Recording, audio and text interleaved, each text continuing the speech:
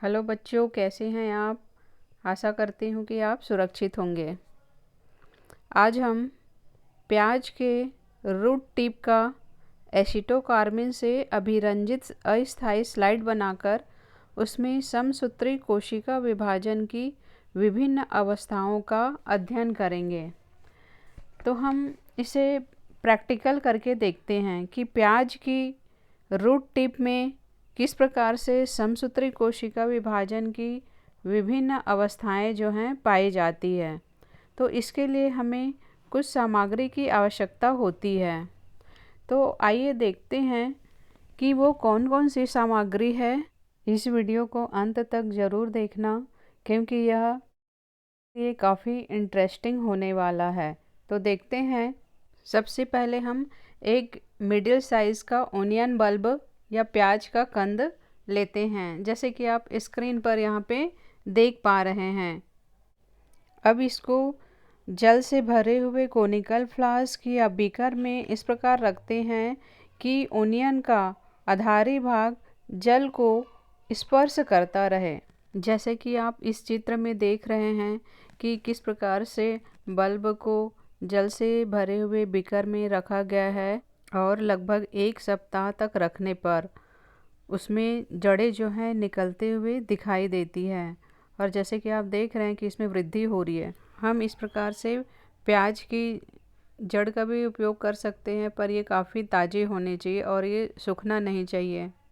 और हम देखते हैं कि और कौन सी सामग्री यहाँ पे दिखाई दे रही है। तो वाच ग्लास, पेट्री डिश, कैंची, needle, brush, dropper, cavity slide. आप देख रहे हैं कि कैविटी स्लाइड के मध्य भाग में सर्कुलर शेप में एक पिथ बना हुआ है। आप सामान्य स्लाइड भी ले सकते हैं।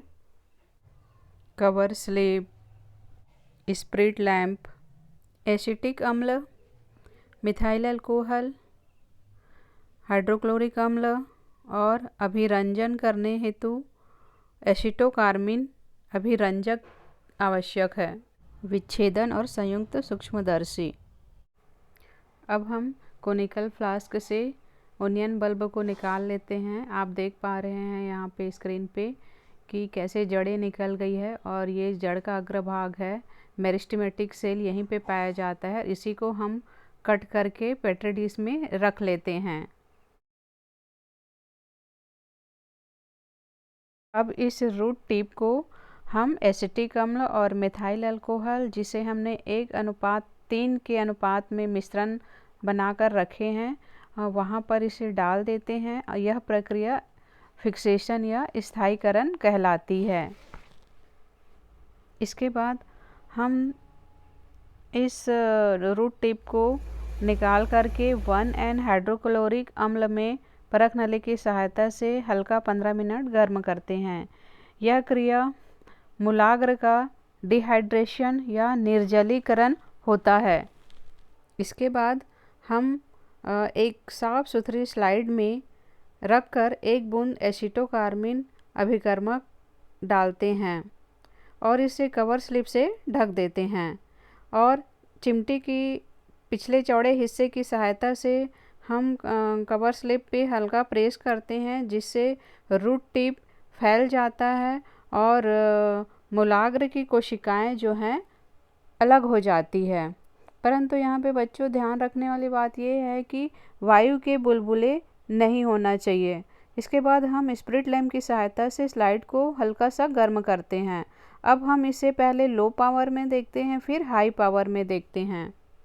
अब इस स्लाइड का हाई पावर में अवलोकन करने पर समसूत्र विभाजन की अवस्थाएं दिखाई देती है, जैसे इंटरफेज, प्रोफेज, मेटाफेज, एनाफेज और टीलोफेज।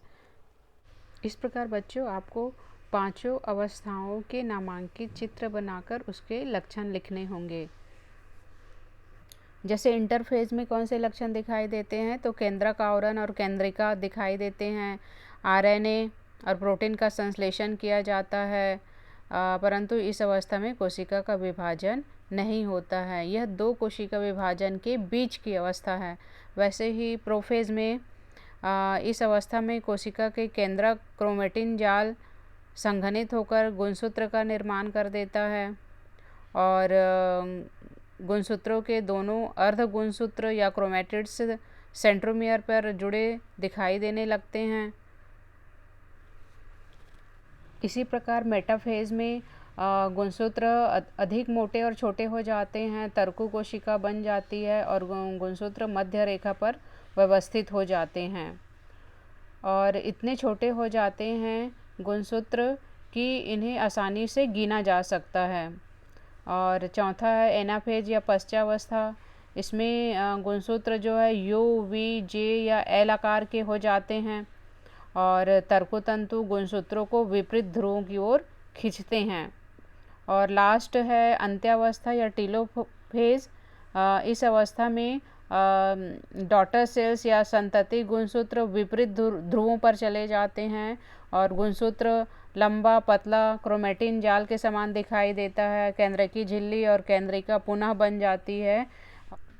अंत में इस प्रयोग को करते समय कौन सी सावधानियां रखनी चाहिए या प्रिकॉशंस रखनी चाहिए? तो सबसे पहले प्याज की जड़ों की वृद्धि के लिए मूलाग्र हमेशा जल में डूबा होना चाहिए। दूसरा कि जब हम स्लाइड बनाते हैं, प्रिपेयर करते हैं, तो स्प्रिट लैंप द्वारा स्लाइड को बहुत ही धीरे से गर्म करना चाहिए।